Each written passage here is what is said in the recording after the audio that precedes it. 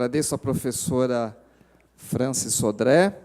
Passo a palavra agora para o último palestrante, professor Rodrigo Pagani de Souza, professor de Direito Administrativo da Faculdade de Direito da Universidade de São Paulo. É autor da tese de doutorado, Controle Estatal das Transferências de Recursos Públicos para o Terceiro Setor. Professor Rodrigo Pagani, como todos os discípulos que nós vemos, os bons discípulos contrariam seus mestres, não é isso? Gostaria de saber se o senhor tem divergências quanto ao seu mestre, né, o professor Gustavo Justino de Oliveira.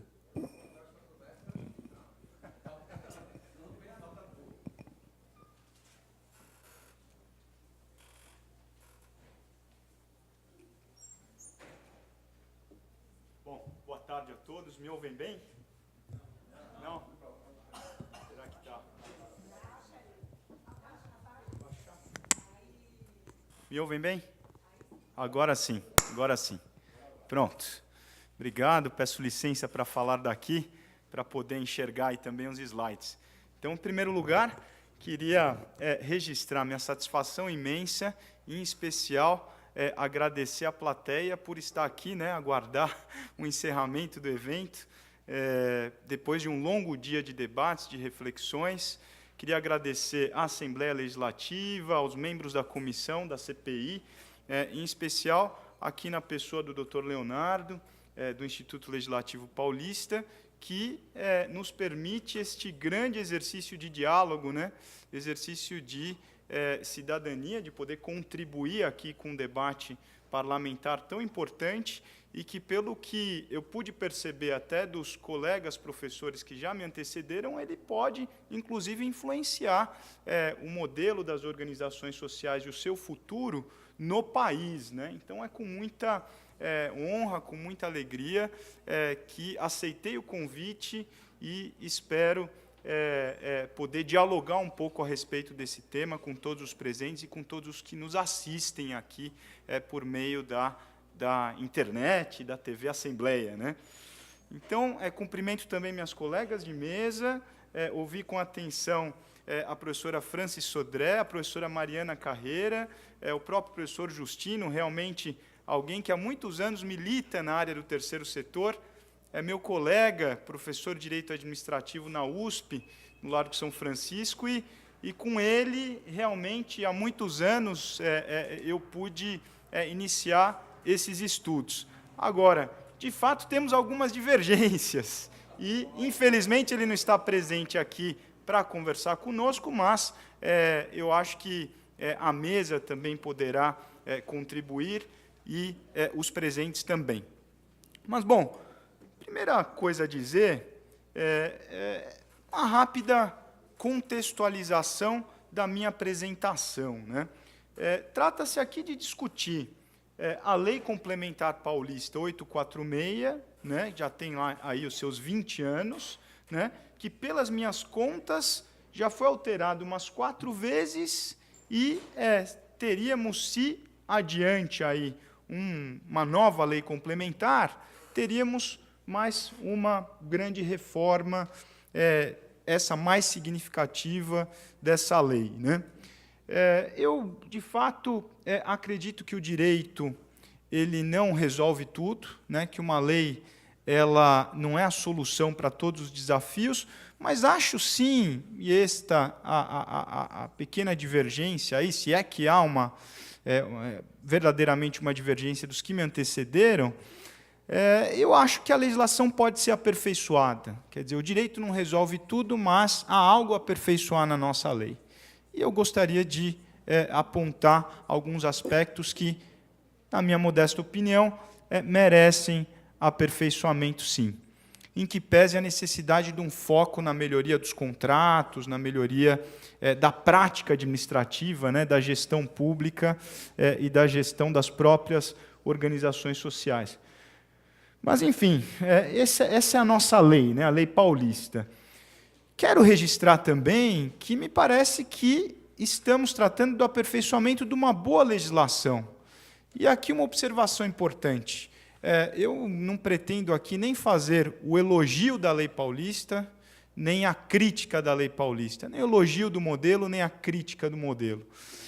Me parece que é preciso reconhecer que nós temos um modelo que já existe há bastante tempo, né, que tem aspectos positivos, no estado de São Paulo, ao menos, mas que, se há desvios na sua aplicação e aperfeiçoamentos a fazer, vamos aprimorar o modelo, né?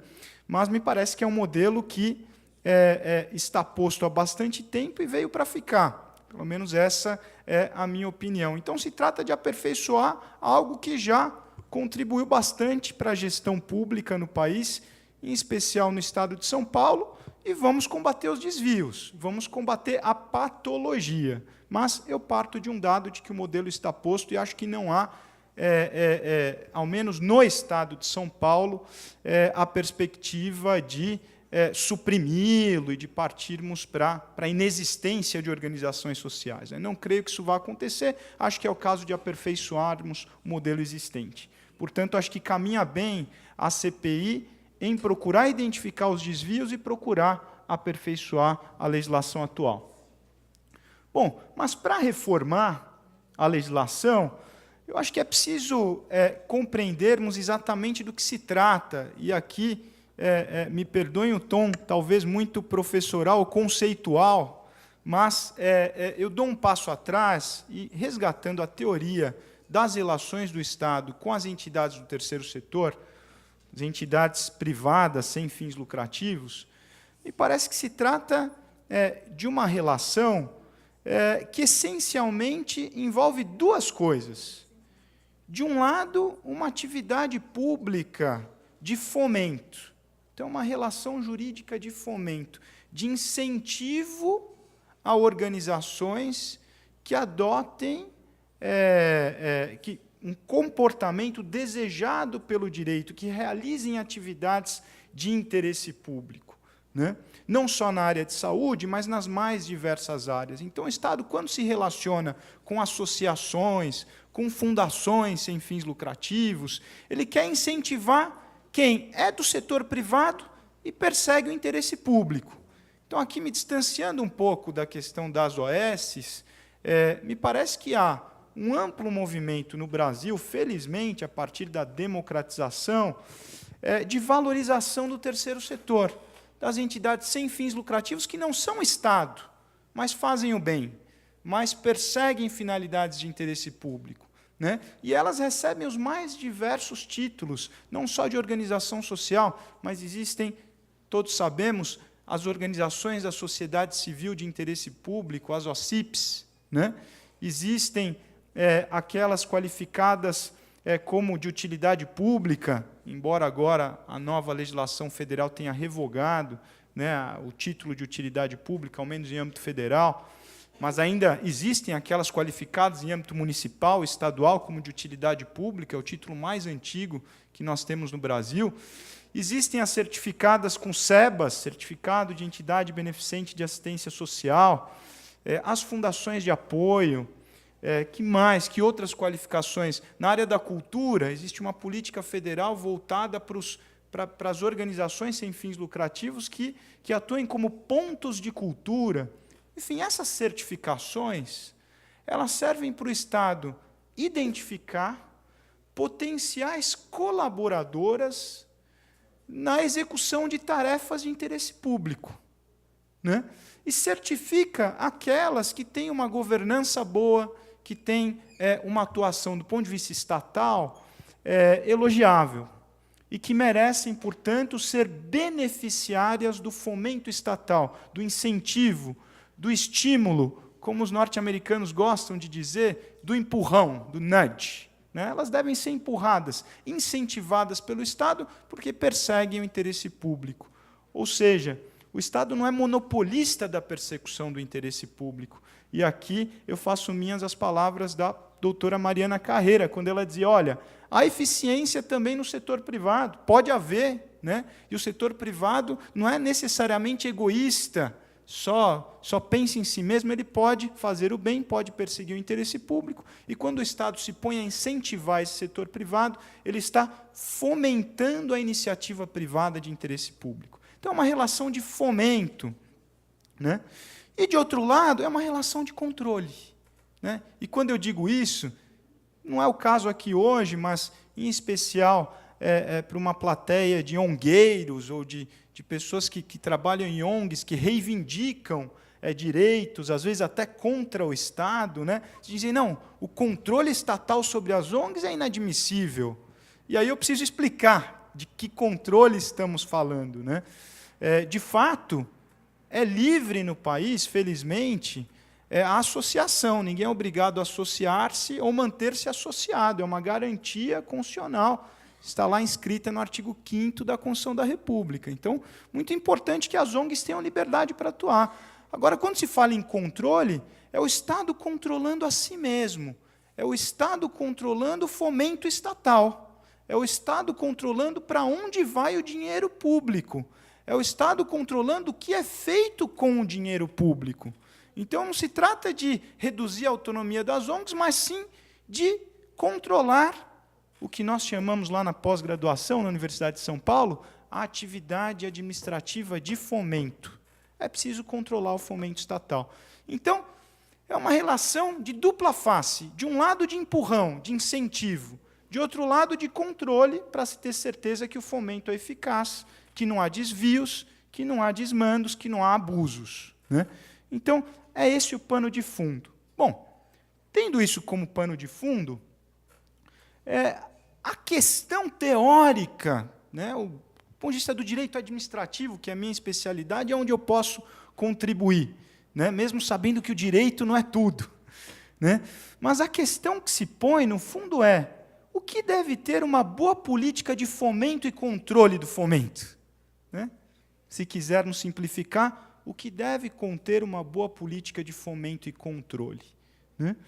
Me parece que uma boa política de fomento e controle, aqui eu faço um diálogo muito próximo com a minha colega de mesa também, da área da gestão pública. Do ponto de vista jurídico, acho que o direito pode contribuir muito para fixar metas e prazos de execução das metas. Então, não é à toa que a legislação exige que o contrato de gestão tenha metas claras e os prazos de atingimento dessas metas estejam estabelecidos, né? Qual é o resultado a alcançar? O planejamento precisa ser feito, como destacou a professora Mariana Carreira, né?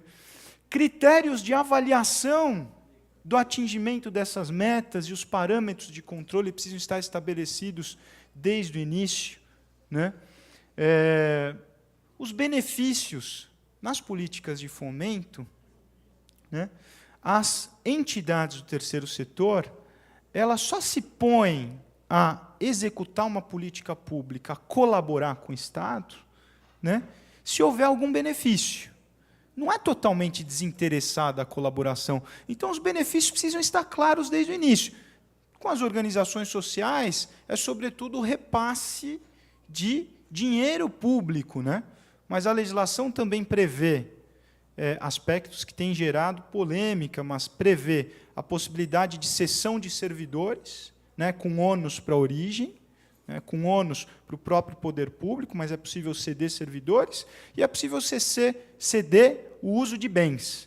Então, dinheiro, bens e pessoal é uma forma de o poder público empurrar para frente essas entidades, de incentivar a sua atuação. Então, os benefícios, a cenoura, né, como se diz, que vai incentivar, né, o parceiro privado, precisam estar claros.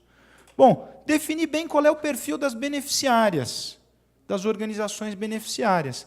Quem é que pode bem executar a política pública de fomento? Quem é que pode bem executar as políticas do Estado na área de saúde e pode realmente contribuir, né? Qual é o perfil? Tem que ter atuação há pelo menos 5 anos, como diz a nossa legislação. O que mais que tem que ter? Tem que ter uma boa governança interna. É preciso definir qual é o perfil dos potenciais beneficiários. O direito deve definir os controladores. Mais adiante eu já vou comentar a ideia aqui de se instituir uma agência reguladora, né? Mas quem é que vai controlar? Quem vai ser o responsável? Né? Quais os instrumentos? Vão ter um instrumento contratual? Não vai ser contratual? No caso das OS, é o contrato de gestão, um instrumento por excelência. Processos administrativos, esse é um ponto fulcral. Quer dizer, uma boa legislação em matéria de fomento e controle precisa definir objetivamente qual é o processo administrativo de qualificação das entidades como OS. Qual é o procedimento? Né? Ele não pode ser obscuro, né, de sabedoria apenas de alguns integrantes do poder público e de meia dúzia de interessados. Precisa ser transparente. Né? Como é que se seleciona dentre as OS aquela que celebrará um determinado contrato de gestão? Não é a licitação pública. Concordo com os que me antecederam, acho que com todos, de que esse não é o procedimento adequado, mas é preciso haver um processo transparente de seleção. Nós precisamos saber qual é o critério e como é que têm sido escolhidas essas organizações sociais. Né? Sanções pelo descumprimento das metas, ou, se não for, a rescisão do contrato de gestão, por exemplo, é uma consequência do não cumprimento do contrato, é a rescisão do contrato, mas que outro tipo de sanção pode existir? Né? Qual é a consequência do não atingimento das metas ou do não cumprimento das obrigações, para além da rescisão do contrato? O direito precisa prever com clareza. Ampla transparência é um grande antídoto, acho que já foi ressaltado aqui, contra desvios, né? Preciso de transparência em tudo, inclusive nos processos decisórios, e esse é um ponto fundamental, zelo pela eficiência. Por que eu destaco o zelo pela eficiência? Porque, de fato, nós temos falado na necessidade de controle, né? Do fortalecimento do controle, inclusive para combater a corrupção no nosso país. Né? E eu acho que isso realmente é fundamental. Mas nós não podemos nos esquecer de que a cooperação com entidades privadas ela tem por objetivo aproveitar da eficiência delas, né? Tem por objetivo aproveitar da otimização dos meios disponíveis. Né? E o controle não pode ser algo que vá sufocar a autonomia das entidades colaboradoras. Senão, como foi destacado aqui, concordo também com essa afirmação, creio que pelo Dr. Renilson, né? De que se o objetivo realmente ter algo que vá mimetizar o comportamento do Estado, que vai funcionar como se fora uma repartição pública, então, de fato, não é o caso de se buscar parcerias com o setor privado. O setor privado pode oferecer mais eficiência. Agora, sem aviltamento das relações de trabalho, sem aviltamento, sem desvios, né? Sem desvios. Então, acho que, idealmente, é isso que precisamos numa política de fomento e controle. Agora, uma indagação. A proposta sobre a mesa, a proposta de minuta de projeto de lei que nos foi apresentada como uma proposta em discussão, como fruto dos trabalhos da CPI, ela atende o que nos parece ideal? Né? É essa indagação. Bom, quais as novidades que ela traz e o que me parece ponto positivo, eu destaquei aqui na tela, no slide de apresentação em verde, e o que me parecem pontos de atenção, que, ao meu ver, poderiam ser aperfeiçoados nessa proposta. Então, eu vou fazer comentários assim gerais, esses 5 aspectos. A proposta é longa, mas vou ficar naturalmente à disposição aqui do Dr. Leonardo, do Instituto Legislativo Paulista e da própria CPI para aprofundar esse diálogo e de quem mais quiser continuar a conversar a respeito. Mas sobre esses 5 pontos, me parece que o projeto de lei, a minuta de projeto de lei, ela é muito feliz ao procurar aperfeiçoar processos administrativos. Foi dito aqui que a qualificação, né, de entidades como organizações sociais, né, o credenciamento das potenciais beneficiárias de contratos de gestão, credenciamento como esse, ele precisa ser objetivo. E o projeto de lei trabalha nessa linha. Eu confesso aos senhores e senhoras que, examinando a legislação paulista, não me parece, na lei lá de 98, que o processo de qualificação esteja claramente disciplinado, né? A lei paulista padece de vícios que, em âmbito federal, se procurou extirpar, eliminar, por exemplo, no que tange a qualificação das OCIPs. A lei das OCIPs, em âmbito federal, 9790 de 99, ela procurou realmente, né, estabelecer critérios objetivos de qualificação das entidades. Nós tivemos uma reforma também pela Lei 12.101, de 2009, quanto aos critérios para obtenção do SEBAS, Certificado de Entidade Beneficente de Assistência Social, que foi muito positiva. E o que essas reformas procuraram foi estabelecer critérios objetivos, transparentes, um ITER, um caminho que todos saibam, o Estado saiba, as potenciais qualificadas como essas conheçam, né, que a sociedade conheça e saiba, olha, se qualifica como organização social quem atender a esses requisitos, o guichê é esse, o processo dura tanto tempo e os passos são esses. Acho que é salutar, né, a proposta quando trilha esse caminho. Ademais, ela amplia bastante a transparência, acho que é outro aspecto positivo da proposta sobre a mesa. A minuta de projeto de lei apresentada, ela exige transparência da entidade, né? Exige publicação dos vários relatórios de execução do contrato de programa, não só financeiros, como os próprios relatórios de atividades, o que é que se tem feito. Ela exige esse comparativo do que foi atingido com o que foi previsto. Ela exige a publicação pela própria entidade, pela própria organização social, na internet, de muitos aspectos da sua gestão. Eu acho que tudo isso é muito salutar. Temos que radicalizar a transparência no país.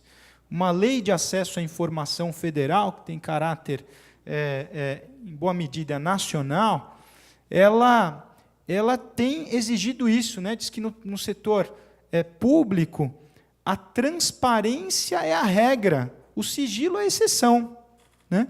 E aqui, como há destinação de recursos públicos, eu me refiro à atividade administrativa de fomento, por mais que as entidades sejam privadas, não estatais, as organizações sociais, é preciso que haja muita transparência sobre fomento, né? E acho que o projeto de lei caminha bem nesse sentido.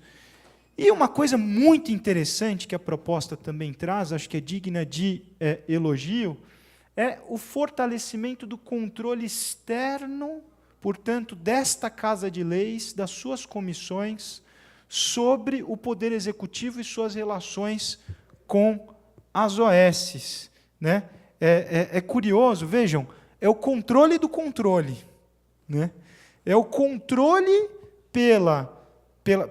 pelos nossos representantes eleitos, né, com auxílio do Tribunal de Contas, mas o controle do Poder Executivo nas suas relações com as organizações sociais, exigindo que o Poder Executivo apresente relatórios periodicamente de como têm atuado as organizações sociais. Ora, isso me parece bastante necessário, bastante importante.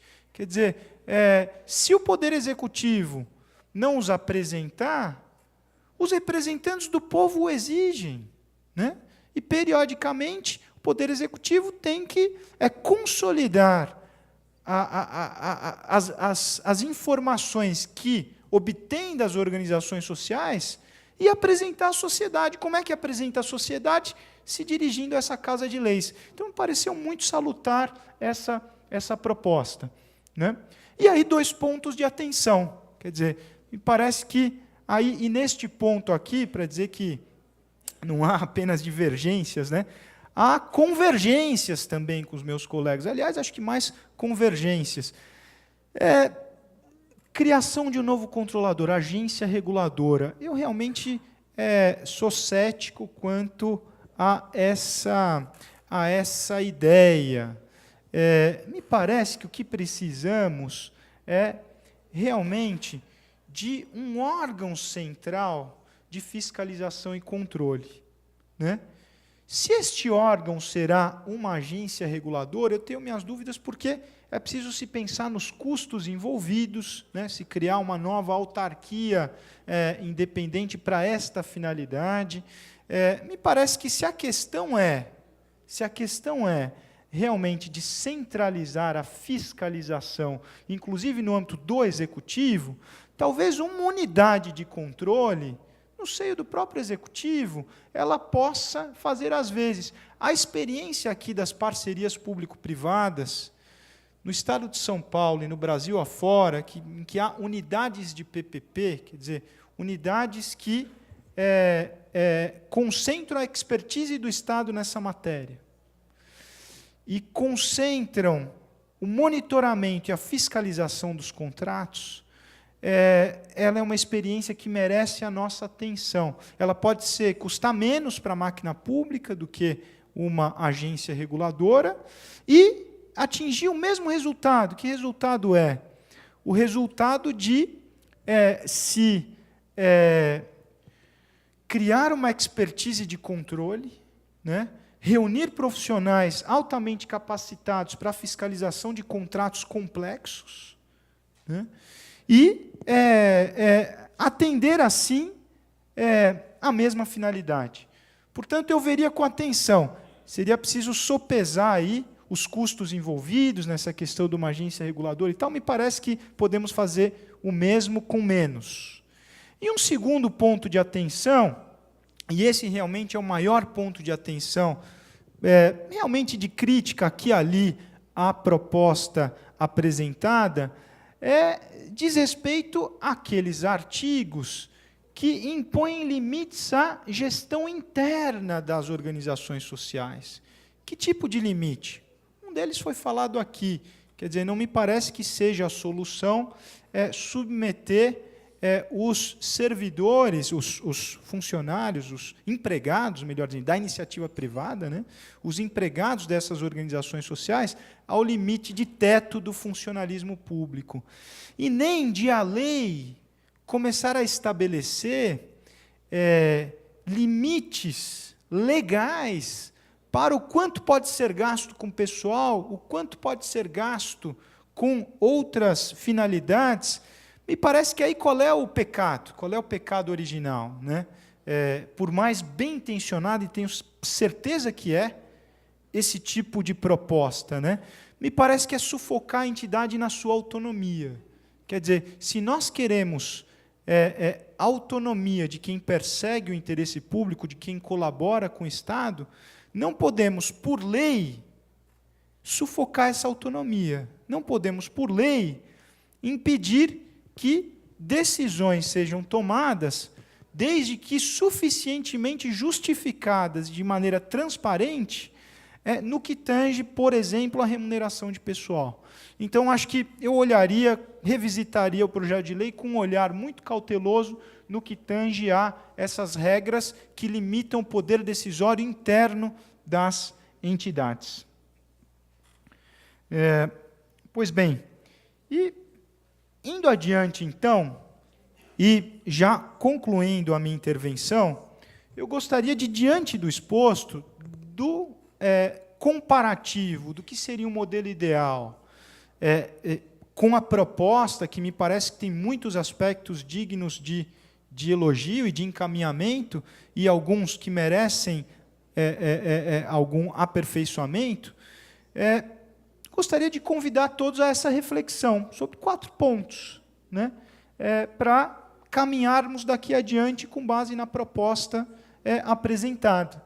Primeiro ponto é o seguinte: o controle, que é fundamental, ninguém nega, e essas pesquisas empíricas, como apresentada pela colega do Espírito Santo, são fundamentais. Ela mostrou aí a patologia, né, mostrou os desvios. Parece que o controle é fundamental, mas ele deve também respeitar a autonomia das organizações e prezar pela sua eficiência. Porque se de fato nós vivemos no país a era dos controles, estamos fartos de corrupção e de desvios, é preciso também que o controle não sufoque a eficiência das entidades, né? Esse é um primeiro convite à reflexão. O segundo convite diz respeito aos custos envolvidos. Então, eu meditaria profundamente sobre cada aspecto da proposta que impõe mais custos. Em que sentido?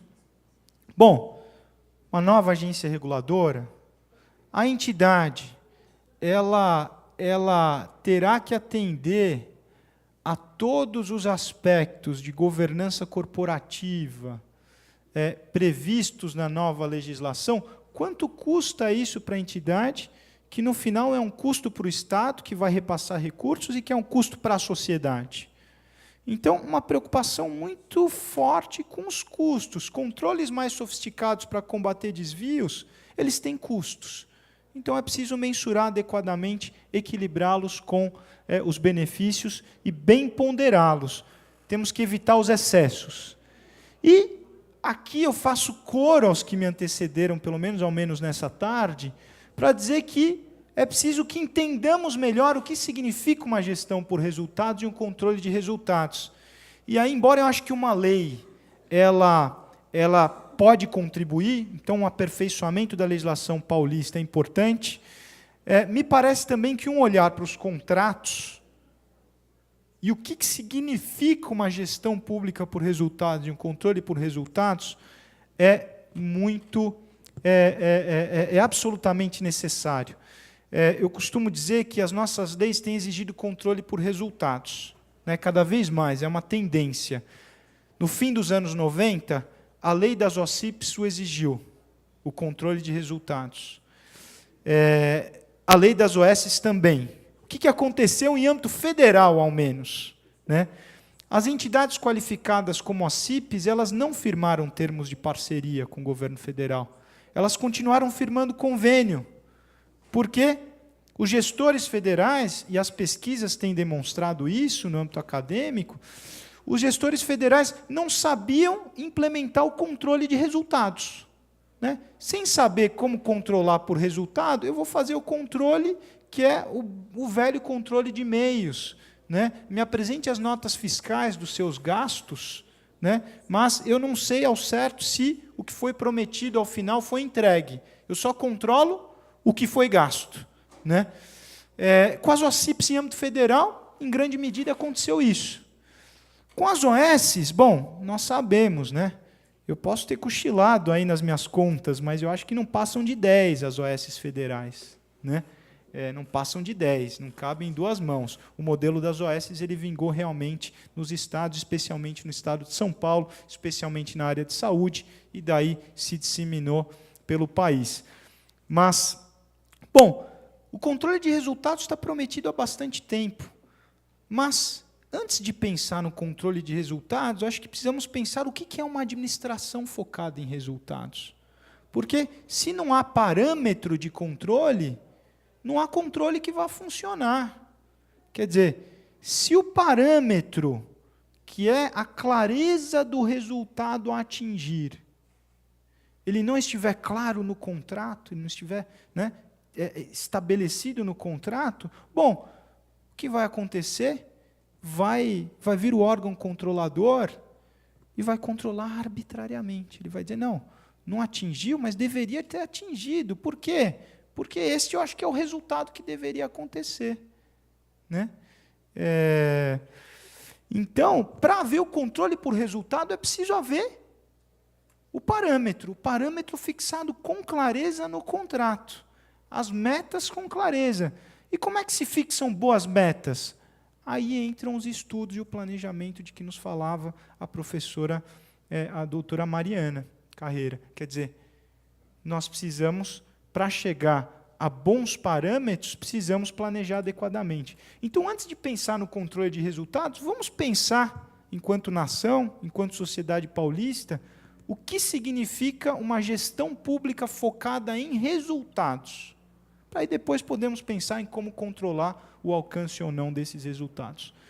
E, por último, acho que o último convite à reflexão, aqui tentando pensar realmente o que é essencial, é dizer o seguinte: as organizações sociais devem sim ter autonomia assegurada pelo direito, autonomia com responsabilidade.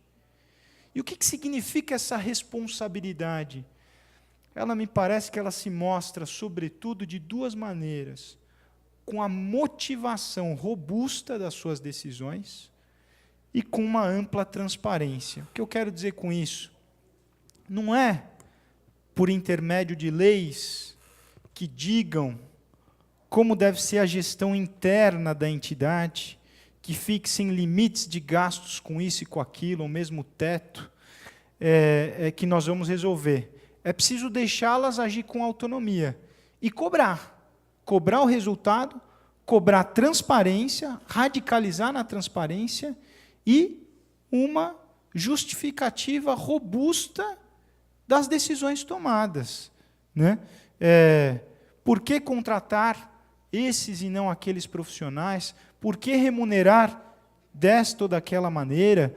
Por que as pesquisas têm apontado que a execução de um contrato, como foi dito por uma colega aí que nos assiste, né? A execução desse contrato tem sido mal feita na lavanderia do hospital.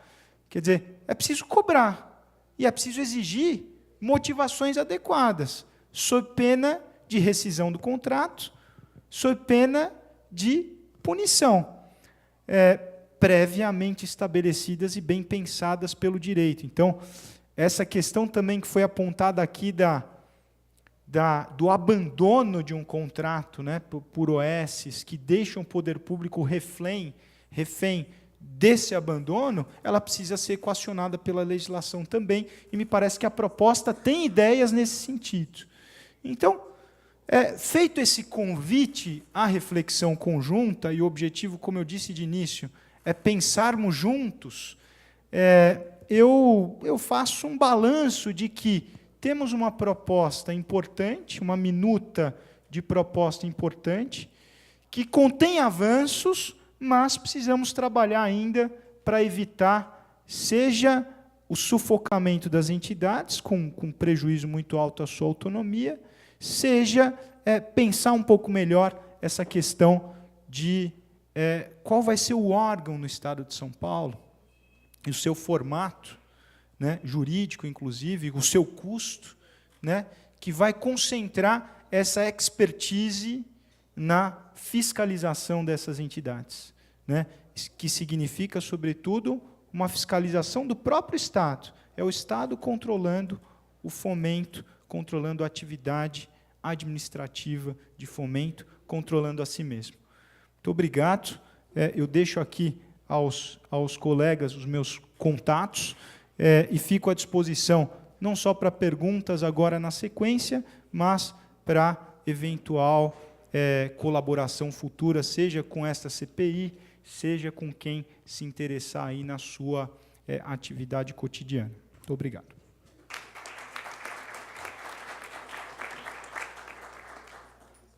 Agradecemos aí as sugestões, as críticas do professor Rodrigo, né? Vamos abrir agora para questões. Ela ainda devo uma questão do painel anterior. Agora as pessoas acordaram, né? Obrigada. Meu nome é Claudinelli Moreira Ramos, eu coordeno a área de monitoramento e avaliação da Secretaria da Cultura do Estado. E, na verdade, a minha fala é muito mais no sentido de um apelo para que a Assembleia Legislativa e aqui as pessoas presentes, por favor, não permitam que sejam ignoradas as outras áreas na discussão de reformulação da Lei 846. né? Eu falo especialmente pela cultura, mas tem a pessoa com deficiência, tem o desenvolvimento, enfim, tem uma série de outras áreas. A cultura, historicamente, é ignorada na hora de se pensar transformações nas políticas públicas. Nós temos uma experiência muito diferente, e aí, com todo respeito ao que foi narrado aqui, tem situações que são muito assustadoras, mas a nossa realidade é bastante distinta. Nós temos o conhecimento nome a nome de cada um dos 4.315 funcionários, nome, cargo, salário, gênero e uma série de outras informações. A gente sabe que a média salarial da Secretaria da Cultura é mais alta do que a das organizações sociais de cultura, assim como, em 31 de dezembro de 2006, a gente tinha 46 funcionários. Na época, eram 4.566, a gente perdeu gente por causa da crise, que ganhavam acima do teto do governador. Né? Depois do decreto 62528, a gente passou a ter, no final do ano passado, 26 pessoas acima, entre funcionários e dirigentes. E pode ser que, na área de saúde, faça sentido que o topo da carreira, os dirigentes, devam ganhar 23 mil e pouco, que é o salário do governador hoje. Na área cultural, o topo da carreira não pode ser 23 mil reais. Se a gente quer ter uma das 10 maiores orquestras do mundo, né, a gente não vai conseguir mantendo um diretor artístico que ganha 23 mil reais. Isso é um exemplo. Né? A gente tem diferenças enormes que precisam ser consideradas. Acho que, de outro lado, tem o fato de que, para a gente, a parceria com as organizações sociais não é privatização. Não é privatização, é uma parceria com o terceiro setor. Né? Quem precisa de agência reguladora são as empresas privadas de concessão pública. Quando a gente está falando, por exemplo, sei lá, das empresas de energia elétrica ou de telefonia, né? Que, aliás, curiosamente, eu não vejo ninguém discutir qual é o salário do presidente da Eletropaulo, a média salarial dos funcionários da Vivo e outras questões. Eu não sei por que a gente tem que tratar o terceiro setor pior do que a gente trata o segundo setor, a iniciativa privada, quando é parceira do Estado, quando é contratada pelo Estado. Mas é o dinheiro público também no caso da Eletropaulo. Por favor, meu senhor, não pense que não é dinheiro público. E, no caso da cultura, eu estou falando principalmente no caso da cultura, e aí, de novo, eu lhe peço desculpas se no caso da saúde for muito diferente, mas, para a gente, as parcerias com o terceiro setor são muito importantes. Isso não quer dizer que a gente não reconheça, a gente reconhece, sim, que é preciso haver mudança na lei. Né? Mas essas mudanças precisam ouvir todos os agentes, precisam ouvir o executivo. Né?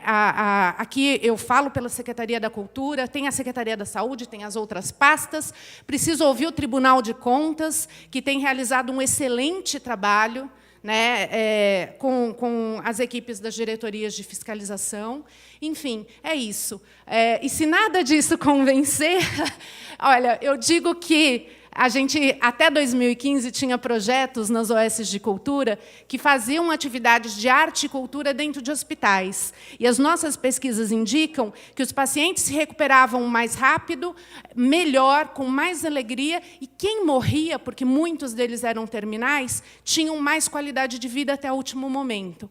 Então, cultura é profilático, cultura é uma maneira de complementação do tratamento muito importante, e falta de cultura faz mal à saúde. É só isso. Obrigada.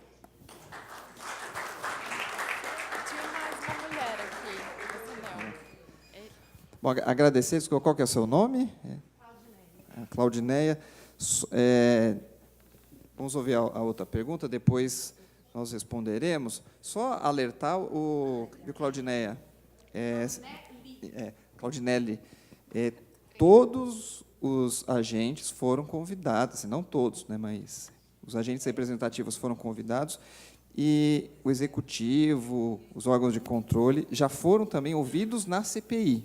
Tá? Então, esse aqui é um complemento dos trabalhos da CPI, e tudo, no final, será devidamente harmonizado, né, discutido ainda, né, com um pouquinho mais de devagar e cuidado. Tá bom? Boa tarde a todos novamente. pergunta, Dr. Rodrigo, parabenizá-lo pela explanação, ouvi atentamente, muitos pontos convergentes, outros não, mas, enfim. No que diz respeito à concentração das OSs, como foi demonstrado tanto pela doutora Francis, como a minha fala também aqui no Estado de São Paulo, que 5 OSs detêm 75% de todo o orçamento do Estado de São Paulo. Então, o senhor abordou vários temas, mas, pelo menos, eu não vi o senhor abordar esse tema de concentração das OSs no que diz respeito aos contratos de gestão com a Secretaria da Saúde.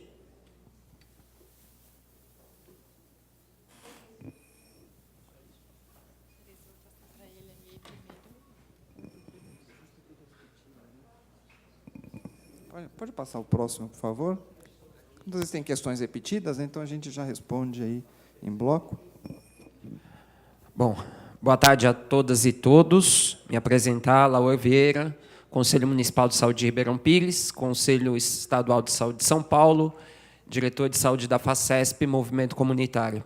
Eu fiz as minhas resenhas aqui, eu queria a oportunidade de registrar 4 perguntas, como foram 4 pessoas, infelizmente alguns já se ausentaram. Fico triste, que até queria tirar uma foto com a doutora Francis lá para espantar os maus espíritos nas reuniões cavernosas que a gente participa, dando flagrante em determinadas situações, mas vamos às perguntas.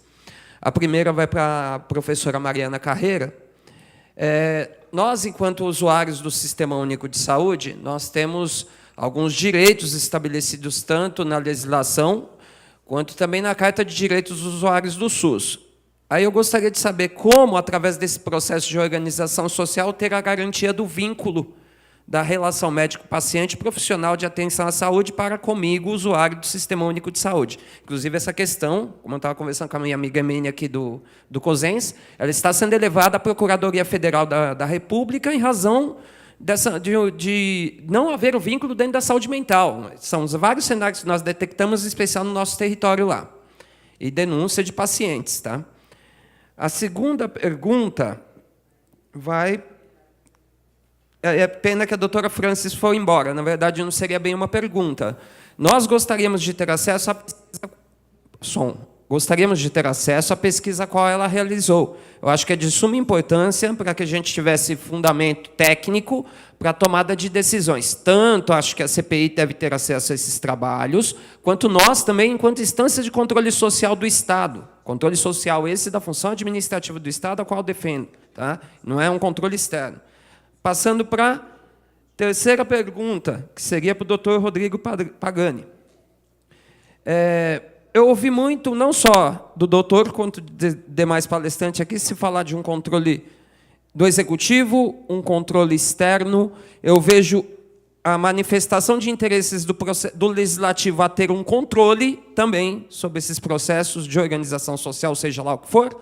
Eu vi isso em outros cenários nos municípios, inclusive há manifestações de poderes legislativos municipais que não se sentem à vontade de cumprir o papel deles de fiscalizador por conta da legislação, diz eles que não permite, mas eu vejo discrepâncias nessa afirmação, tá? É na contramão do que é o papel do legislativo.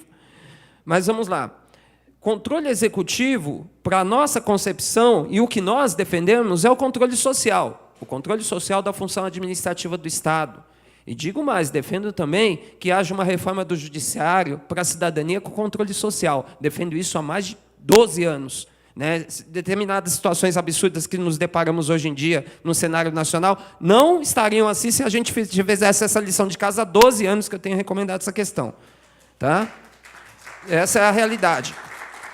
E afirmar que, quando todos dizem, num senso comum aqui, que a DIN 923... Ela registrou, consignou que a Lei 9637 é aplicável, exequível? Não. A sentença foi parcialmente inconstitucional. No meu ponto de vista, eu vi o Supremo sentar em cima do muro e não tomar decisão. Detalhe, votação, 6-5, cabe embargos infringentes. Por que ninguém se manifestou por embargos infringentes? Será que todo mundo foi leniente? Está tudo bem do jeito que está? Os resultados, nós estamos nos deparando com eles aqui, inclusive na CPI, hoje tem esse seminário. Está tudo certo? Eu acredito que não. A última pergunta, ela ficaria para o doutor Renilson, mas, infelizmente, ele já se foi. Na verdade, não é uma pergunta, seria uma orientação. Ele disse que não acha legal você expor o nome do agente e tal, o CPF, etc. e tal. Já há jurisprudência, e não é uma, várias, nesse sentido, que obriga esse processo de transparência pública, com nome e tudo. Que é aí que nós detectamos aqueles atores que têm ganhos exorbitantes que, desculpa, é além da concepção de gestão pública, gente. Salários de milionários, a gente está falando de teto de quantos mil? Em face de contratos de 7 milhões? Que salário é esse? Desculpa, eu não me entendo por gente diante de um valor desse. 7 milhões de reais um salário. Me ajuda a entender isso, que eu até agora não entendi. É isso que eu vi no último relatório da CPI, que o próprio Mauri consignou e mandou para a gente pelo Zap. Eu me senti estupefato. 7 milhões está bem acima do que foi falado aí de 35 mil. Tá? Não, 96, eu vi 7 milhões. Desculpa, eu posso ter me equivocado, mas está lá no documento que o Maurício passou, está aqui no Zap.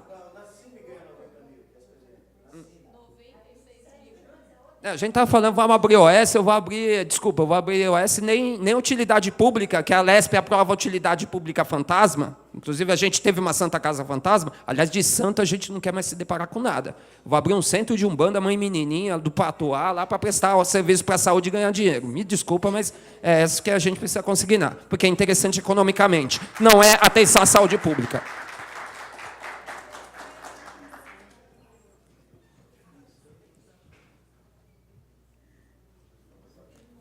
Apenas enquanto ela chega, só para esclarecer, qual que é o seu nome? Alaor, obrigado aí pela sua participação.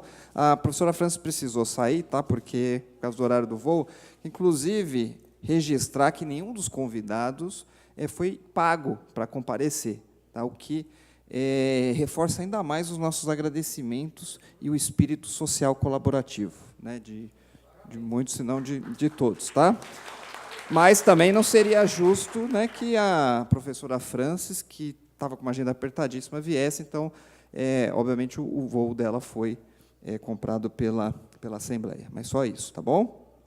E quanto à exposição da transparência, apenas a registrar, eu ia fazer no final, faço agora, que a Assembleia Legislativa, parabenizar aqui a Procuradoria da Assembleia Legislativa, conseguiu no Judiciário, em segundo grau, porque em primeiro grau perdeu, não é?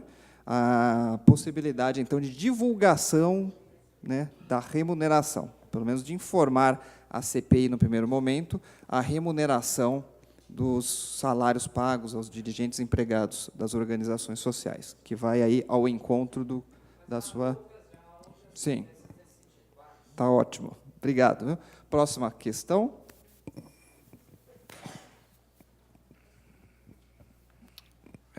Boa noite já, né? Desde as 10 horas aqui, o negócio aqui não... O banco já está ficando quadrado. Eu estou vendo que hoje aqui foi bastante defensiva as OS, bastante defensiva o terceiro setor, né? E bastante opressão em cima da questão de controle. Por que esse medo do controle em cima do gasto do dinheiro público que é injetado nas OS e no terceiro setor? É a minha primeira pergunta para o lado jurídico, tanto do professor como da professora, inclusive do outro professor que estava aqui do terceiro setor. Por que essa incisiva questão de não ter um controle no gasto do dinheiro público? Que está lá, para que a gente... Não estou entendendo por que não. É dinheiro público, ele tem que ser controlado, sim. O pessoal tem que controlar. E a outra pergunta que eu tenho, assim, que hoje foi, eu tenho que parabenizar a professora que veio defendendo aí a questão das 8 OS, que, por sinal, são de São Paulo. Isso daí já é de conhecimento nosso aqui há um bom tempo, né? Eu acho que foi uma das poucas que vieram realmente defendendo o SUS.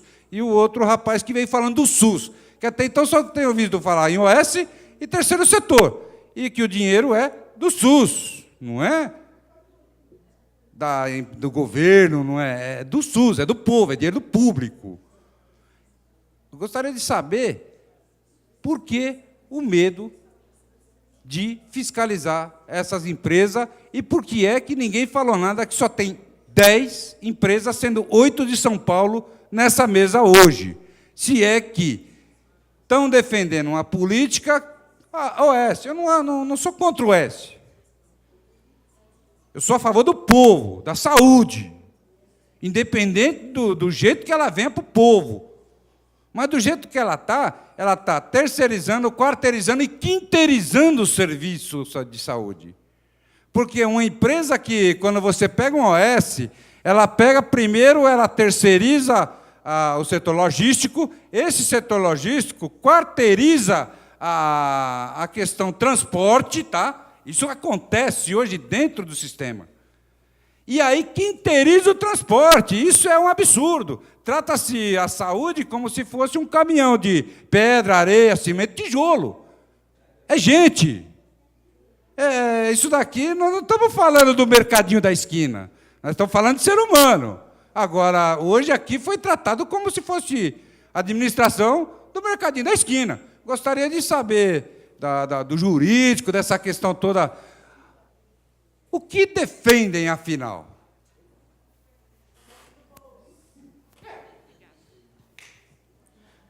Boa tarde, eu sou o Reinaldo, Sind Saúde São Paulo, departamento jurídico lá do sindicato. Nesta segunda-feira agora, que passou, nós tivemos uma audiência aqui no Tribunal Regional Federal, com relação exatamente a esse assunto das OS aqui na cidade de São Paulo. E, por incrível que pareça, essa audiência ela foi adiada para o dia 3 de dezembro em função da nova reestruturação do município, porque os candidatos saíram para a eleição e os que assumiram, eles simplesmente não sabiam o que estava sendo feito e não sabiam como explicar lá. O tema e o assunto dessa audiência era exatamente isso que o professor colocou aqui, da questão do controle, de saber o que faz, quais as metas, como fazer, o que foi comprado, o que foi pactuado ali para que o município possa fazer. A minha questão e a minha dúvida é saber, assim, desse ponto de controle, se nesse seu pensamento, nessa sua explanação, nós poderíamos entender também o controle do ponto de vista trabalhista também.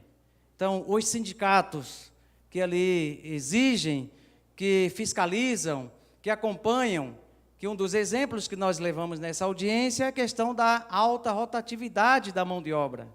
Então, ali, com essa alta rotatividade da mão de obra, acaba caindo a qualidade do serviço. Então, até mesmo do controle da eficiência.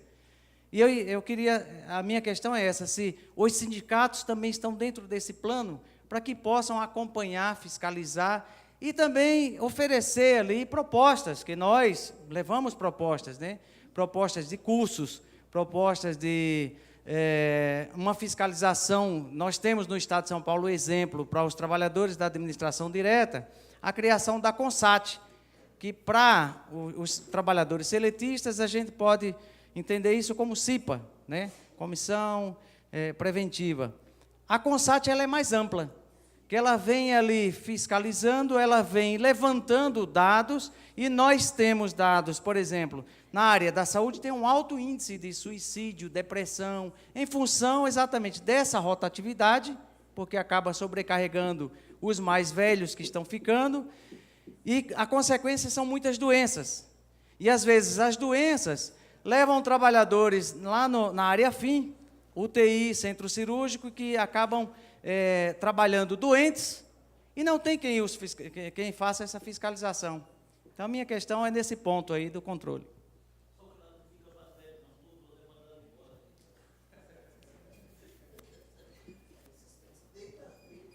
Oi, boa noite, obrigada.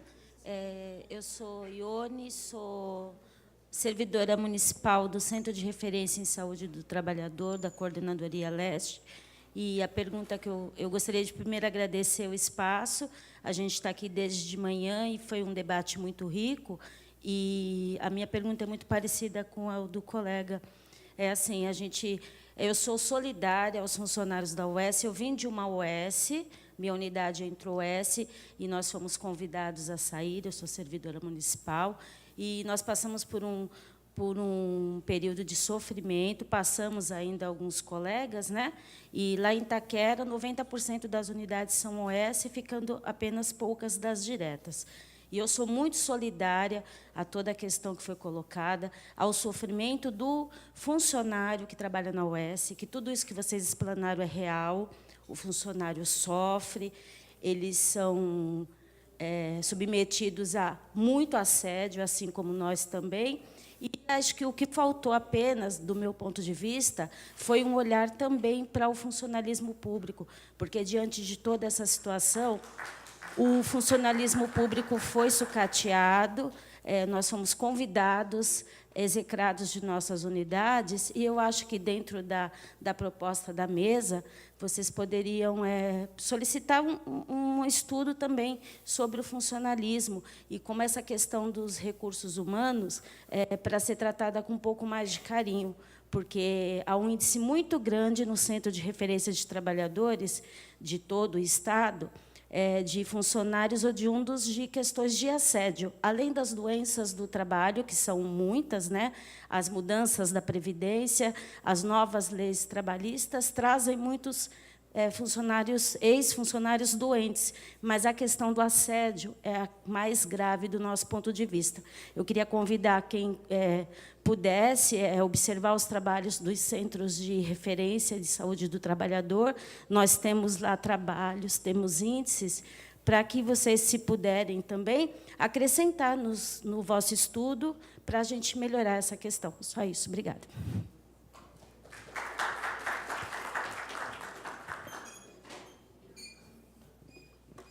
É a última questão, não é?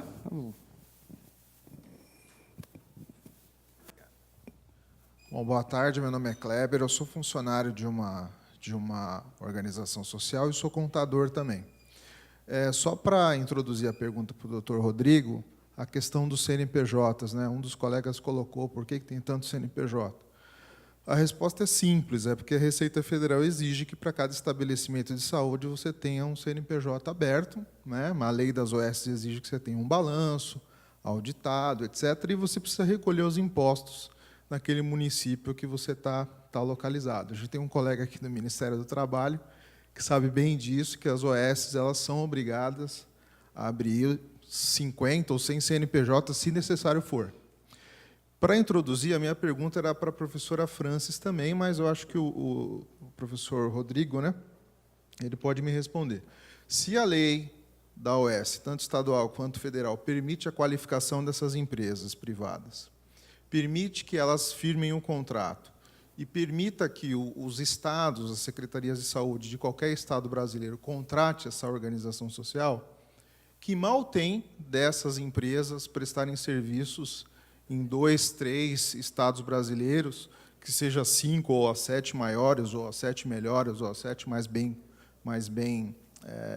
digamos assim, credenciadas para fazer o serviço, e se vocês consideram isso um monopólio, porque um monopólio ele pode ter interferência do governo. Se o Estado acha que existe um monopólio de organizações sociais, ele pode agir fazendo a rescisão contratual dessas empresas. Então, eu queria saber a opinião do professor se existe crime, existe algum problema jurídico em que essas organizações possam prestar serviço no Brasil inteiro, se for bem fiscalizado, como eu acredito que seja. Obrigado. Bom, agradeço a todas as perguntas. Eu acho que há vários heróis nesse processo e vocês são os deles, são, né, exemplos disso. Poderia deixar aqui de dar a oportunidade de todos se manifestarem, porque estão aqui desde as 10 horas da manhã, né? E peço desculpas pelo avançar da hora também, mas tão importante quanto a participação de vocês era também ouvir aí as críticas, né, dos demais debatedores. Eu só vou me ausentar por 1 minuto. Enquanto isso, deixo aqui a palavra com os professores Mariana Carreiro, professor Rodrigo, né, para tentar aí responder todos os questionamentos. Bom, então, fique à vontade para complementar na medida do necessário. Eu anotei aqui, Primeiro, a doutora Claudinelli, né, da coordenadora da área de cultura. Eu acho, Claudinelli, que você tem toda a razão, né? Quer dizer, o debate ele não pode, acerca de uma lei tão abrangente, ele ser feito apenas a partir dos dilemas, dos desafios próprios do setor de saúde, que, embora seja um setor fundamental, que empregue muita gente, inclusive, tem lá suas grandes peculiaridades, ele não é o único, né? Está longe de ser o único tratado pela nossa legislação. Então, você tem toda a razão. Eu, pessoalmente, já tive a oportunidade de debater na Procuradoria-Geral do Estado, lá na escola da PGE, com procuradores responsáveis pela fiscalização de contratos na área de cultura. E eu pude testemunhar lá o esforço desses procuradores em aperfeiçoar as minutas de contrato, em zelar pelo bom uso do dinheiro público na área de cultura. Eu acho que, portanto, eu só tenho a concordar no sentido de que o debate deve ser amplo, né? E fico feliz, como não tenho acompanhado os trabalhos da CPI desde o seu nascedouro, mas fico feliz que profissionais de outras áreas estejam sendo ouvidos e, portanto, enfim, a senhora tem total razão com a sua preocupação. Se resultar dessa CPI um projeto de lei que vá reformar a lei das OS como um todo, como é a proposta que nos foi apresentada, então é preciso se atentar para os problemas específicos. E acho que a cultura tem muito a contribuir quanto às suas práticas, seja de elaboração de contratos, seja no que tange à fiscalização da execução desses contratos. Quanto à questão do teto de remuneração, eu já me pronunciei aqui também no sentido de que eu acho que não faz sentido uma lei fixar esse teto. Portanto, concordo com as suas observações. Concentração das OS, é positiva ou negativa? E aí tiveram duas contribuições, né? Essa última mais no sentido de que mal tem, e as anteriores no sentido, bom, deve ter alguma coisa errada aí por ter tudo está nas mãos de uma OS, né? Eu, de fato, não vejo no direito, na legislação brasileira, uma recriminação disso. Quer dizer, o direito permite, né, que, como em todo setor de prestação de serviços, a eficiência possa prevalecer. Então, a questão que se coloca há algo de errado nesse movimento? Porque a concentração por si só, ela não é boa ou ruim. Acho que também foi colocado aqui que o fato de... O que interessa é a qualidade do serviço prestado ao final para o usuário, né? Eu também sou dessa opinião. Então, para me posicionar sobre se isso, do ponto de vista jurídico, eu não vejo problema, mas se do ponto de vista prático isso tem sido problemático, aí eu precisaria entender qual é o problema que tem sido apontado na prática em função dessa concentração, né? O que eu acho que ela nos chama a atenção apenas é para que tenhamos maior clareza do processo de seleção. E, nesse sentido, a minha exposição foi no sentido de apoiar que o processo de qualificação e o processo de escolha das OS seja transparente, que nós saibamos os critérios e que saibamos como é que elas têm sido escolhidas. Não pode ser um jogo de dados viciados, né, que dá sempre o mesmo resultado. Mas, por si só, isso não é ruim. Acho que essa concentração, do ponto de vista jurídico, ao menos, precisamos entender o que isso tem levado na prática, e aí talvez a pesquisa aqui apresentada pela minha colega, a professora Francis, lá da UFES, ela possa ter ido além e indicado que isso resulte, então, de negativo. Eu desconheço, né? Bom, controle social importa, é fundamental, né? O colega reivindicava ali onde é que fica o controle social e a minha atuação cotidiana, né, fortalecendo o controle social. Pois é, quer dizer, a nossa Constituição, de fato, então, eu concordo com a sua observação, e posso apontar o amparo constitucional que ela tem. Quer dizer, a nossa democracia, o nosso governo é do povo, pelos seus representantes eleitos, e também diretamente nos termos dessa Constituição. E, diga-se de passagem, a lei das OS foi muito pioneira, de 98, num aspecto que não tem sido tão valorizado, e poderíamos valorizar mais. Ela prevê a criação de um comitê de avaliação da execução dos contratos. Externo à instituição, comitê de avaliação externo à instituição, ele não faz parte das organizações. Agora, e nem deve respeitar, por quê? Pelo seguinte, aí enfim, permita aí a franqueza, né? A legislação não a exige. Se a legislação exigisse, perfeito, seria um requisito legal. Agora, pois é, o que ela importa? O que importa aí no que tange a esse conselho, cujo artigo vigora aí desde 98 não foi declarado inconstitucional. Mas o que importa, acho que, desse conselho, e acho que nós vamos convergir nesse ponto, né?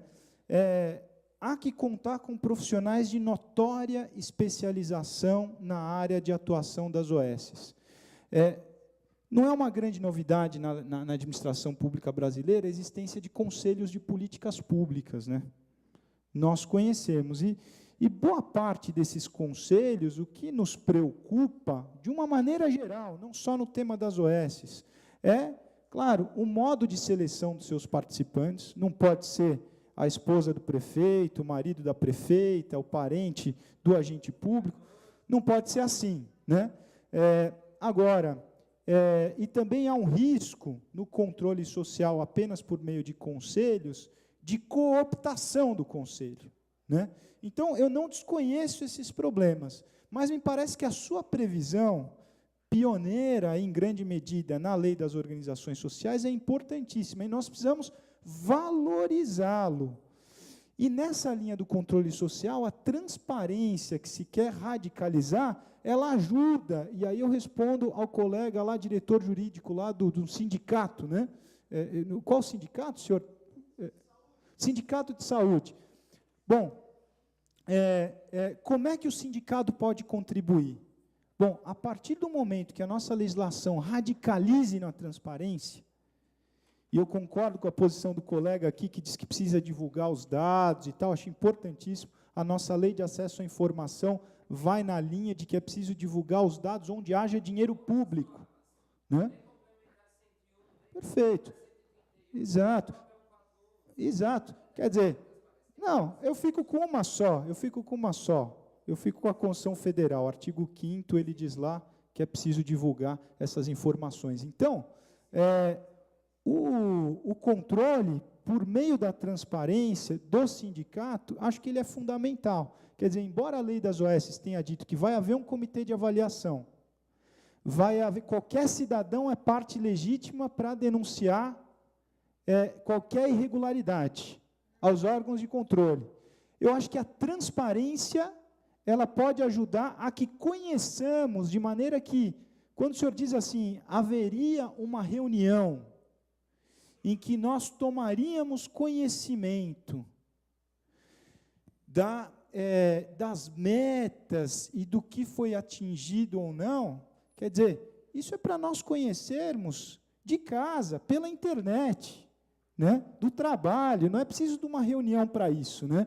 Então, os relatórios de execução dos contratos, para além dos financeiros, os balanços e as demais demonstrações financeiras, eles devem estar disponibilizados num site organizado, num site do governo que disponibilize não só o inteiro teor dos contratos, mas o modo como eles têm sido executados. E aí eu acho que as entidades da sociedade civil, de posse dessas informações, podem exercer um controle social de maneira mais significativa.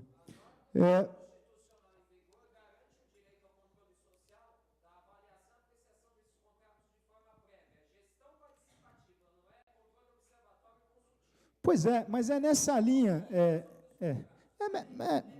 Isso, mas veja, eu concordo com a sua observação, acho que de fato... Sim, esse controle prévio é fundamental, então estamos convergindo, eu acho que é esse o caminho, o senhor está certo, é esse o caminho. Né?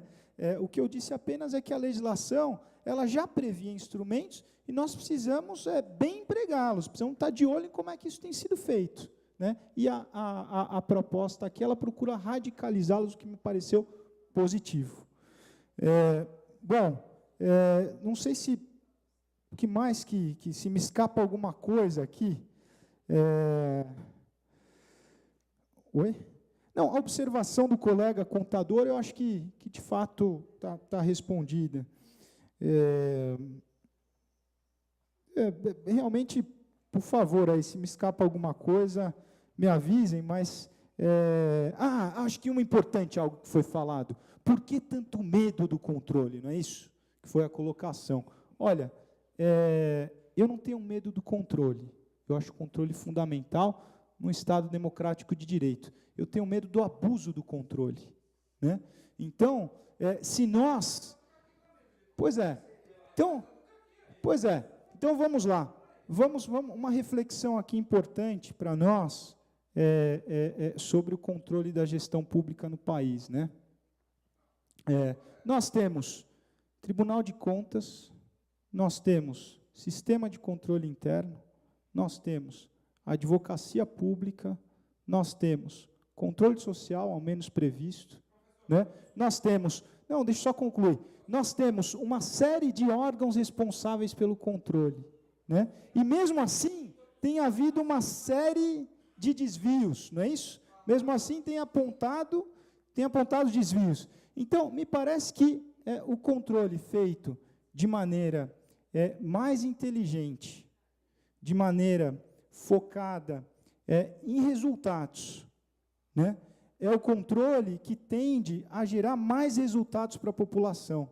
Então, quando nós nos colocamos aqui no sentido de ser preservada a eficiência, a autonomia das entidades, nós nos preocupamos com que o controle possa servir a isso. Né? E, nesse sentido, somos favoráveis a ele, mas sem que possa haver abuso no seu exercício. É nessa linha, quer dizer, ninguém é contra controle, ainda mais nesse contexto aqui brasileiro. Agora, qual é a melhor forma de realizá-lo? Essa pergunta, né, colocada para a nossa reflexão. Qual é a melhor forma de controlar para que ele atinja os seus fins? E não dizer que ele é ruim, pelo contrário. Né?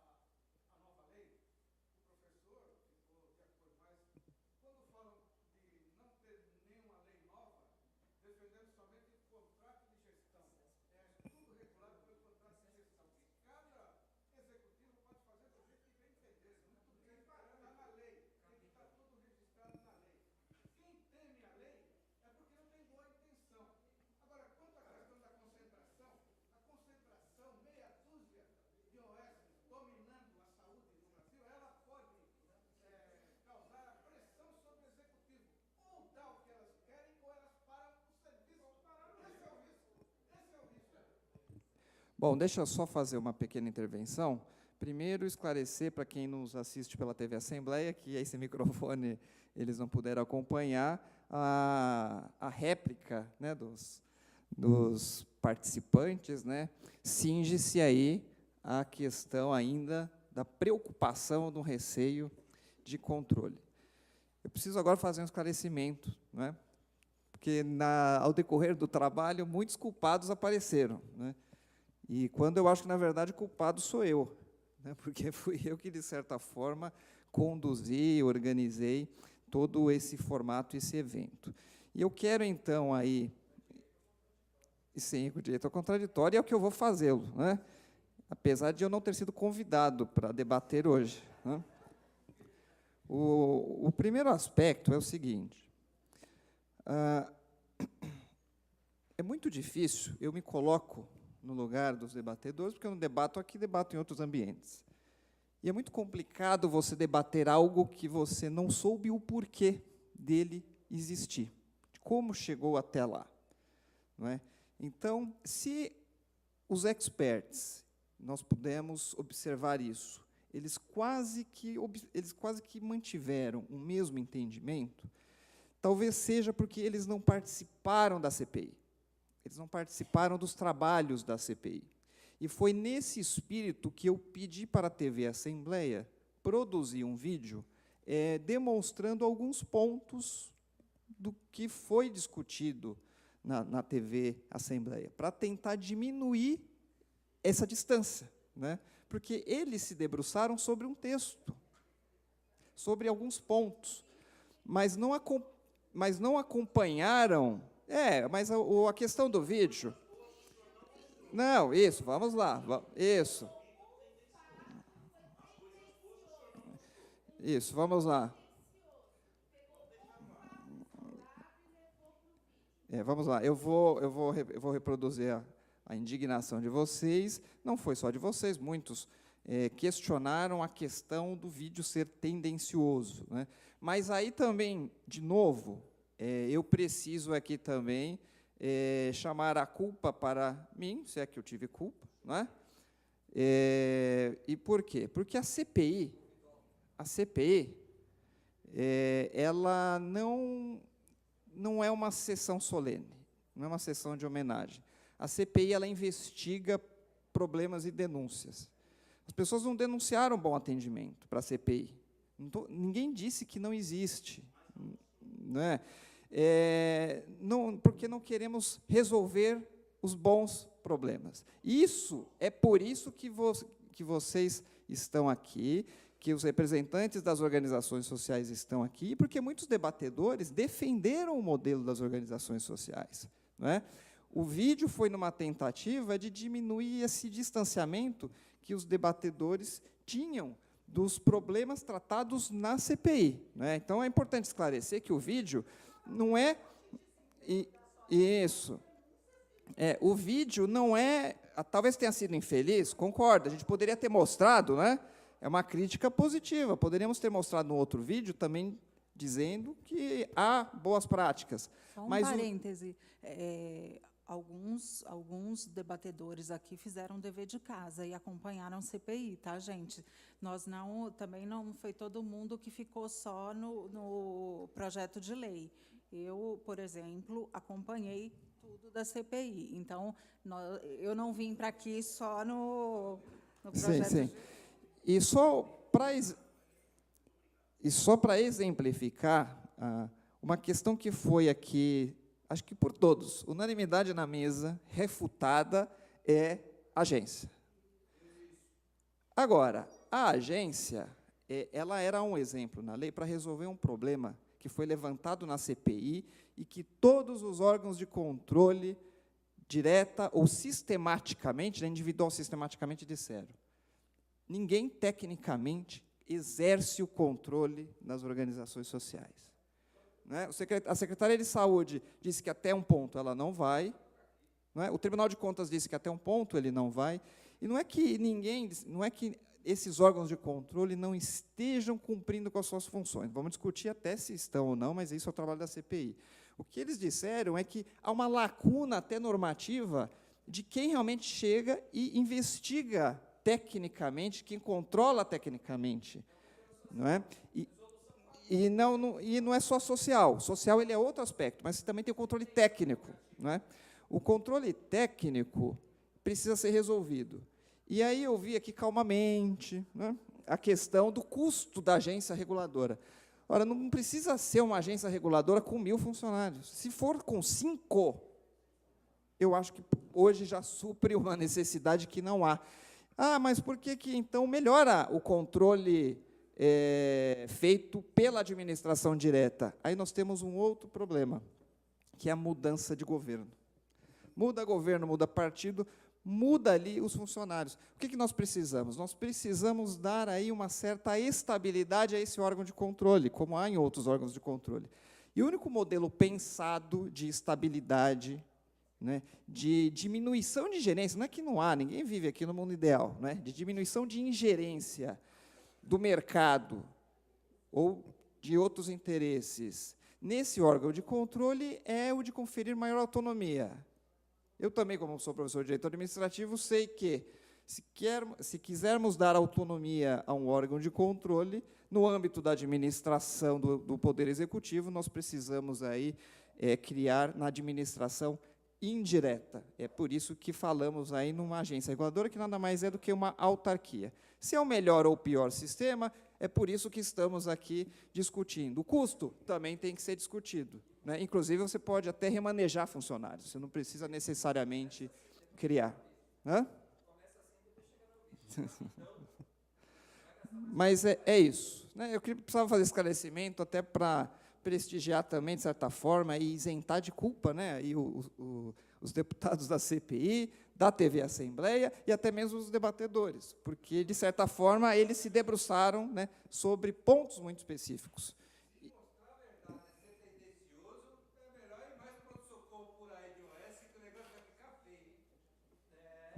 Só.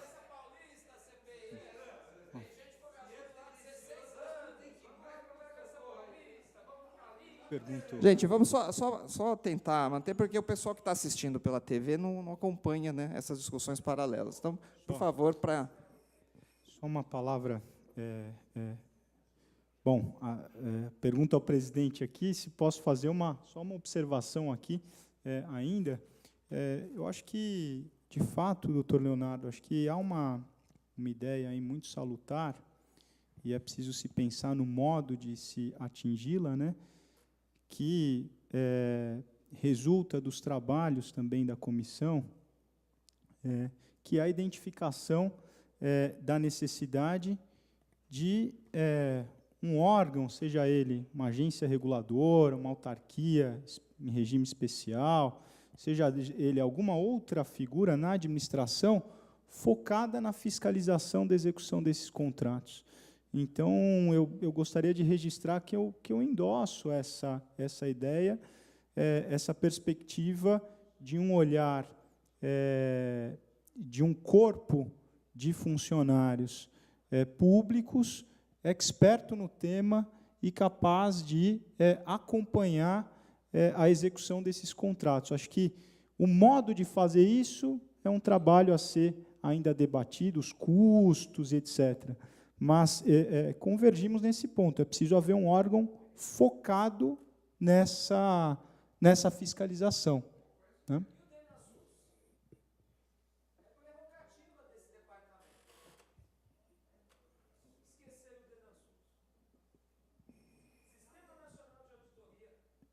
Podemos começar as respostas? Vamos passar aqui para a professora Mariana também fazer aí a sua apreciação das perguntas, né, e para a gente ir aí, enfim, para o encerramento. Encerrar. Eu acho que uma coisa que, pelo menos eu pensei que eu tivesse deixado claro, mas pelo visto não deixei, não existe um medo de controle. Apenas controle não é controle de processo. Existe uma diferença muito grande. Controle de processo é você ficar controlando cada item, cada compra, Isso aí não garante nada, isso não garante desvio, ao contrário, abre mais brecha para desvio. Eu apoio, sim. Eu defendo e acho que cada vez mais precisa de controle, só que é de resultado, controle de impacto. E isso tem que ter cada vez mais. E eu não vi ninguém aqui hoje, nem de manhã, nem à tarde, nem à noite, falar de não haver controle. Eu não sei se eu entendi alguém falar errado, mas eu não vi, em momento algum, se defender falta de controle. Ao contrário, aumento de controle, aumento de definição de indicadores, aumento de definição de metas, aumento de clareza de contratação, aumento de clareza de resultado e aumento de clareza de impacto. Isso sim é controle. Controle não é controlar nota por nota. Controle não é controlar pessoa por pessoa, gente. Isso é andar para trás. É aí que, nesse momento, que ocorrem os desvios. É andar para trás se a gente for voltar para esse controle de processos. A gente quer andar para frente, a gente quer aperfeiçoar o instrumento como o colega falou, aperfeiçoar o instrumento de contrato, aperfeiçoar a gestão de resultado, olhar se realmente está tendo impacto na saúde pública. Isso é controle.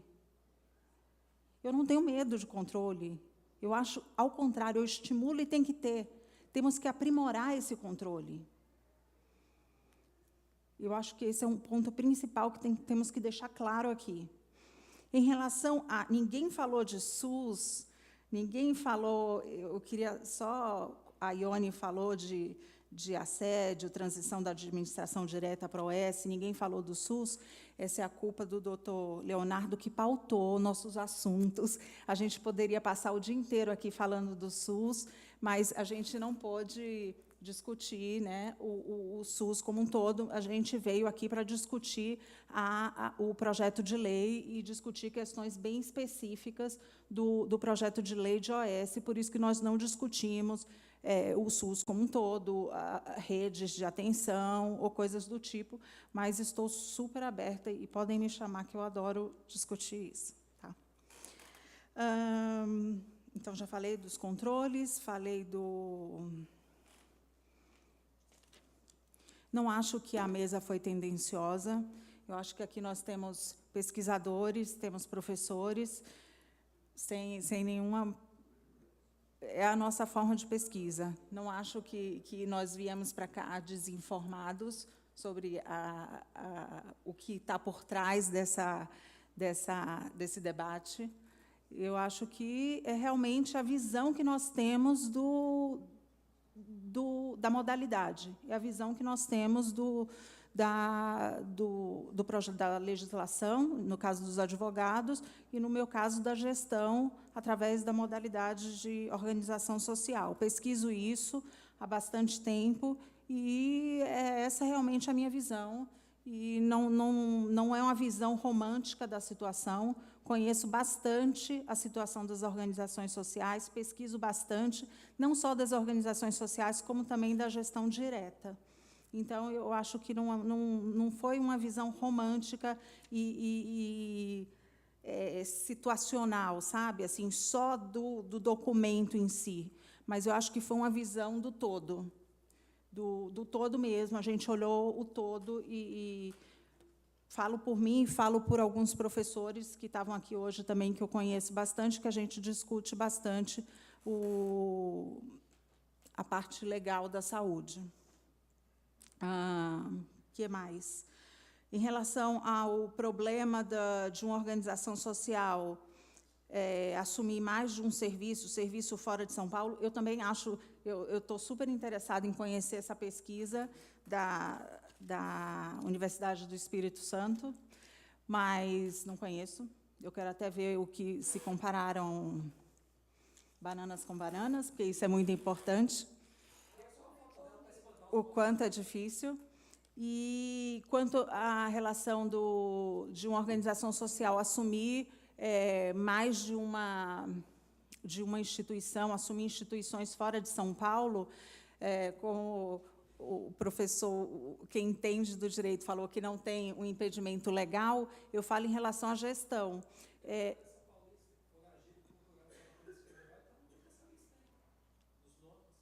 Não, eu estou falando em relação...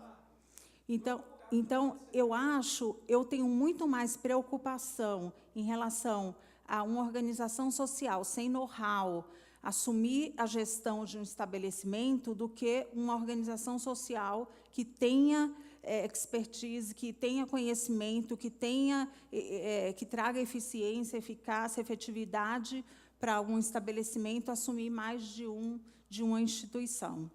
A minha preocupação é outra. Você entregar estabelecimentos para instituições que não tenham condições de assumir do que você entregar mais de uma instituição, de um estabelecimento para uma instituição que tenha conhecimento. Deixei, por último, a pergunta mais difícil, porque eu não sei responder, Alaô. Como garantir o vínculo do paciente com o profissional na saúde, na organização social? Realmente, essa garantia a gente não consegue, mas eu acho que o modelo garante, o modelo traz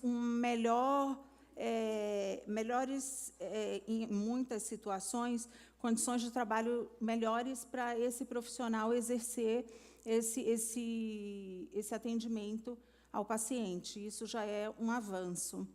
E o controle social, apesar de ter sido direcionado, o controle social, eu insisto na transparência. A transparência é muito importante em todo o processo de parceria. E é isso aí que a gente tem que buscar. E a transparência é boa para todos os lados, para o parceiro privado e para o público. Bom, vamos passar, então, aqui ao encerramento.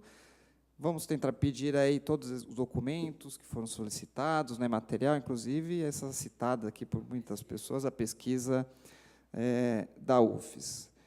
Eu acredito que, se Rousseau tivesse vivo hoje, ele diria o seguinte: se fôssemos governados por deuses, nenhuma lei seria necessária. Não é? Que isto fique aí para reflexão.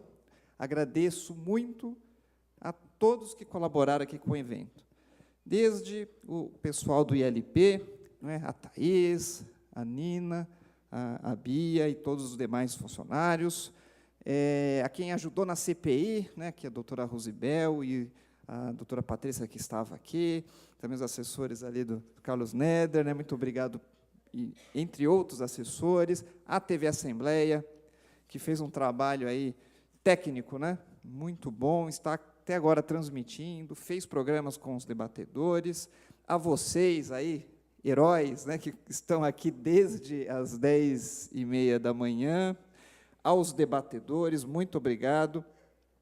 O fruto desse trabalho, primeiro, não acabou, né? Nós vamos aí ter outras edições, vamos encaminhar o resultado desse trabalho à CPI, e, inclusive, aí, as propostas de alteração da lei, as críticas e tudo que mais foi aqui discutido. Muito obrigado e boa noite a todos.